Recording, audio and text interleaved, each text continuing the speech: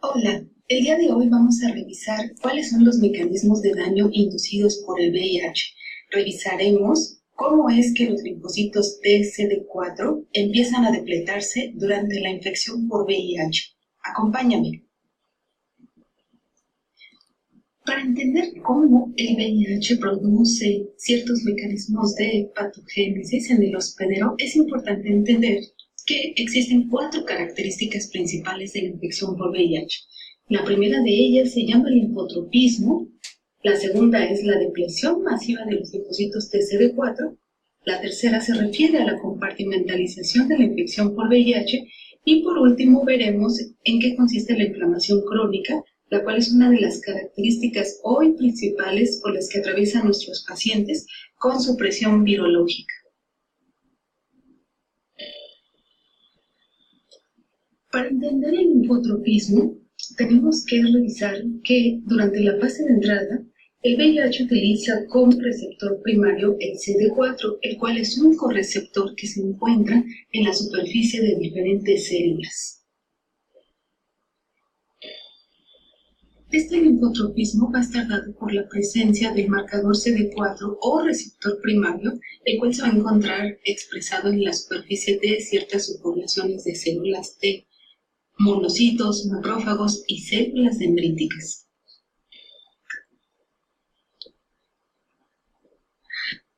La compartimentalización de la infección por VIH se refiere a que cada órgano linfoide infectado con el virus posee diferentes desenlaces patogénicos, y esto es porque en cada uno de estos órganos, si bien se relaciona con la pérdida de las células TCD4, el microambiente de citocinas, la expresión de moléculas mediadores inflamatorios son completamente diferentes. Y además vamos a encontrar diferentes desenlaces tisulares.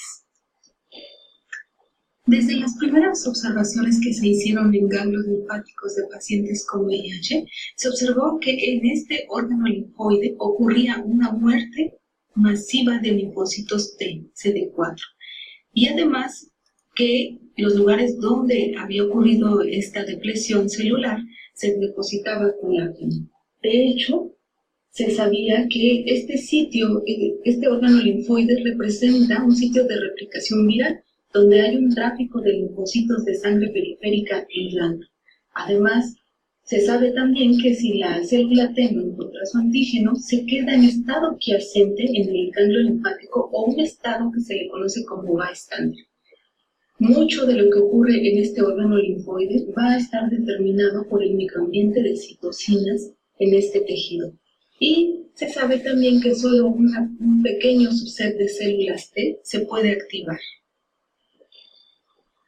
Las primeras células en infectarse son las células dendríticas, las cuales su nivel de expresión de CCR5 las va a habilitar para poderse infectar. También estas van a funcionar para facilitar la presentación a las células T, las cuales pueden estar en un estado activado o un estado en arresto. Estos dos estados distintos en términos de activación van a determinar diferentes tipos de consecuencias tisulares. Primero, las células T activadas, que van a producir partículas virales, se van a diseminar, van a permitir a este virus diseminarse, llegar y alcanzar a los órganos linfoides secundarios como los ganglios, establecer los reservorios virales. De esta manera van a permitir un estado de activación inmune constante y creciente. Por su parte, las células T que se encontraban en arresto, es decir, en un estado no activado, básicamente lo que van a hacer es que van a infectarse de manera abortiva. De esta manera, tenemos dos tipos de linfocitos, aquellos reconocidos como linfocitos T en arresto o bystander, cuáles son las siguientes características, como son bajas concentraciones de CCR5 y nucleótidos o BNTPs, los cuales pues son indispensables para iniciar la retrotranscripción. Al haber una cantidad limitada de BNTPs, la retrotranscripción se puede iniciar, pero también se detiene antes de completar la síntesis del ADN. Por otra parte, estos linfocitos T en arresto generan muchos retrotranscritos o DNA viral incompletos menores de 500 nucleótidos, y por lo tanto se dice que lo que hacen es una infección de tipo abortivo. Por su parte, los linfocitos T CD4 activados presentan elevadas concentraciones de CCR5 y de nucleótidos, lo que las hace muy permisivas a la replicación viral, y todos los eventos del ciclo replicativo desde la entrada hasta la inserción en el genoma del hospedero se va a llevar a cabo con éxito. Y es por ello que el tipo de infección que llevan a cabo estas células, como linfocitos T activados, se dice que es una infección productiva. Estos dos linfocitos, que difieren entre sí por su estado de activación inmune, nos llevan a revisar que existen mecanismos directos e indirectos que van a conducir a la depleción de los linfocitos TCD4. Entre los efectos directos vamos a tener al efecto citopático o la formación de sincicios que va a conllevar a una respuesta inflamatoria. También vamos a tener a la muerte celular por apoptosis, la cual se lleva a cabo sin consecuencias a nivel inflamatorio. Y por último revisaremos como efecto indirecto a la piroptosis, la cual representa una muerte celular, si bien programada, que resulta en mecanismos altamente inflamatorios. El primer mecanismo directo inducido por VIH y que conduce a la depleción de los linfocitos T fue el efecto citopático. Este fue descrito por Saburi en 1986 y se sabe que ocurre en linfocitos T infectados de manera productiva, es decir, aquellos que lograron un estado de activación, lo cual pues ocurre en un porcentaje muy bajo. Generalmente también entre los efectos citopáticos consideran a la formación de sincicios, es decir, a la fusión de diferentes células que podemos ver como células gigantes dotadas de diferentes núcleos y múltiples. Estos efectos tienen la característica de que van a producir una lisis en la célula con alteración de la permeabilidad de la membrana. Y por supuesto, pues esta lisis va a exponer diferentes componentes del contenido celular y en este caso van a conducir a la inflamación. Se sabe que la glicoproteína 120 y la proteína del virus pueden participar en este efecto citopático. Otro tipo de muerte celular es la famosa conocida como apoptosis. Esta es una muerte celular programada y que se refiere a una muerte fisiológica y ordenada, activada a través de la presencia e interacción de receptores ligandos presentes en la superficie como Fas ligando y Fas, y los receptores de TNF que están presentes en la superficie de muchas células de nuestro organismo. Algo muy importante es que este tipo de muerte va a resultar en la fragmentación del DNA y en la formación de apoptosomas, en los cuales se va a empaquetar este DNA fragmentado. Esta muerte se dice que es fisiológica, pues ocurre en ausencia de inflamación y sin mayores consecuencias.